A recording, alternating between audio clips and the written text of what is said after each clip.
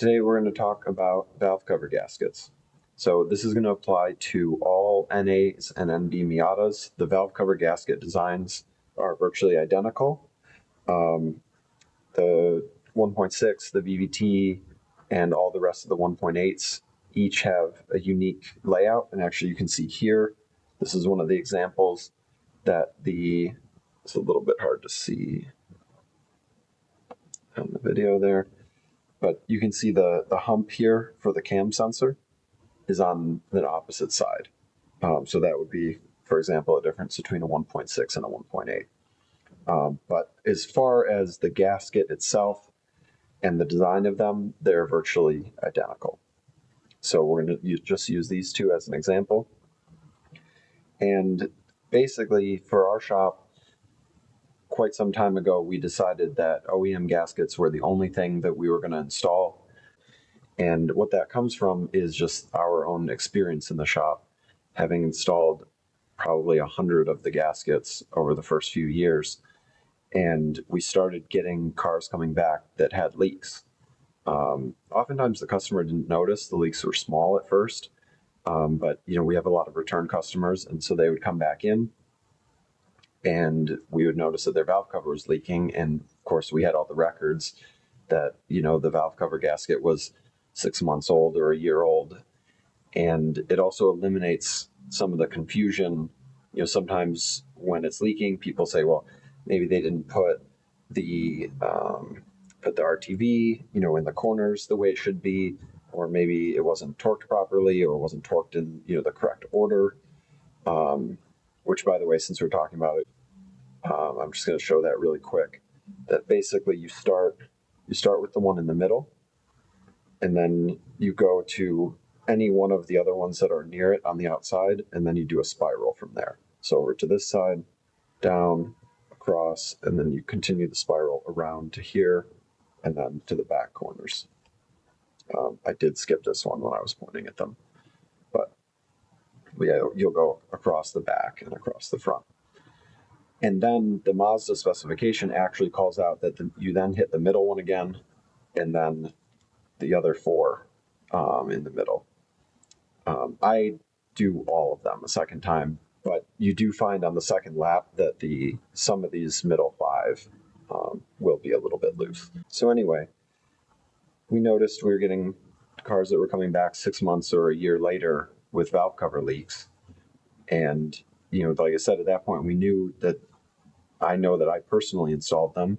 They were installed correctly, and, they shouldn't be leaking after that much time. So we did end up switching to OEM gaskets, and it didn't really make sense to me at the time, why one gasket would leak or not.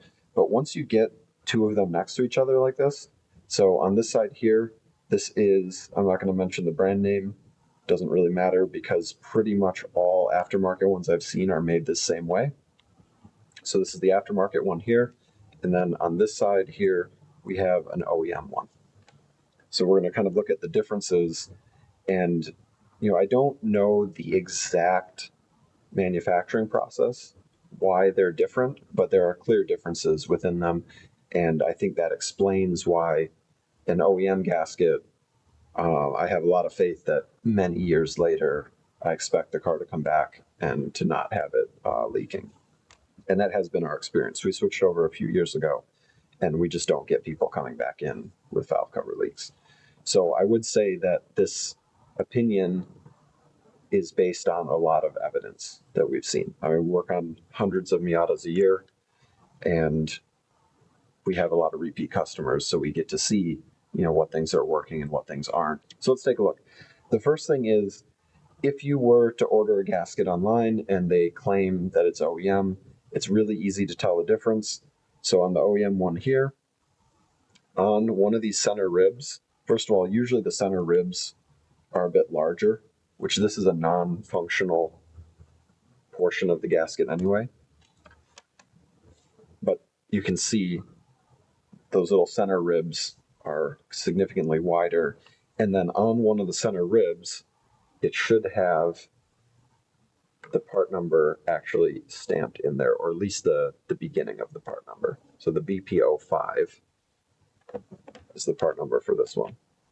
And so the BPO5, this would be a 1.8. This will fit NA or NB, and interestingly, the MAZDA speed as well. The MAZDA speed gasket, you do have to trim one of these ribs out. They sell a separate MAZDA speed gasket that actually has the BPO5 part number in it with one of the ribs cut out. So clearly it's the exact same part out of the same mold. But yeah, the MAZDA speed, the non-VVT NBs, and the 1.8 NAs all use the exact same part number gasket, effectively. Okay, so that's pretty much the easiest way to identify it. Now, as we're looking at it, you start to wonder, like, well, they're both just pieces of black rubber. Why is one of them more effective than the other? And just by handling them, it's not going to necessarily come through in the video, but when you handle them, you can just feel this, it's made out of like kind of a denser rubber. And so we'll look at the aftermarket one first, and you can see it's just it's very floppy. It doesn't have much rigidity to it at all. In fact, you could kind of just wad it up in a little ball. And it's also, it can stretch, which, spoiler, the other one can also stretch. But when you stretch this one, it doesn't feel like exactly to where it was. It almost feels like when you give it a little bit of a stretch, you're permanently altering it. Where on the OEM one, if you give it a little bit of a stretch, it just springs right back to where it was. Or this one, it just feels kind of like gummy as it comes back. Again, not real easy to tell that in a video. If you handled them, you would immediately feel the tactile difference in them. The other thing about these is if you look at the surface here, it's much smoother. And some of the aftermarket ones actually are very glossy, almost have a shiny surface to them. Where if you look at the OEM one, it actually has a very textured surface. I'm hope that that's coming through. But it has like a coarse texture to the surface. And also when you look at the top of it, so let's look at the bottom. So on the bottom side of both, there are these little ridges in them that get sort of collapsed, compressed when you tighten things down. But if you look at the top, the OEM one has that same ridge on the top side to help it seal, where the aftermarket one is just smooth and shiny on the top. But on here, there's just this ridge. It goes around the outside of the bolt hole, and it goes across this side of the bolt hole. And it goes all the way down sort of the spine of the gasket as well. So like I said, I don't know exactly how these are made. I believe most of the aftermarket ones are what's considered a molded rubber. I don't know if the MAZDA ones are like sort of a cut or pressed rubber, if that changes it, or if it's literally just sort of the chemical makeup of the rubber itself that gives it these different properties. So I don't know exactly which one of these differences is contributing, but I could see how any one of them would contribute to a better seal that lasts longer. Between the fact that the OEM one is a little bit stiffer rubber, it's just a little bit springier. Where this, it's kind of sort of aren't sure it's going to come all the way back. Where this one kind of snaps back.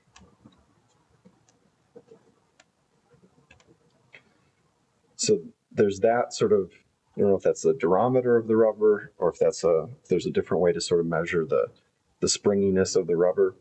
But then it's got this sort of rougher surface, and then it has the ridges on the top side of the gasket as well as the bottom. So those are the visual differences that I've noticed over the years. And like I said, it's been our experience that if I install an aftermarket gasket that's shiny like this and stretchy, the next time I see the car, I expect that there may be some drips of oil starting, and then that's just going to get worse as time goes on. Where the OEM gaskets, I'm much more confident that there's not going to be any issues. And even if the gasket is relatively new, I'm even comfortable to take it off and reinstall it.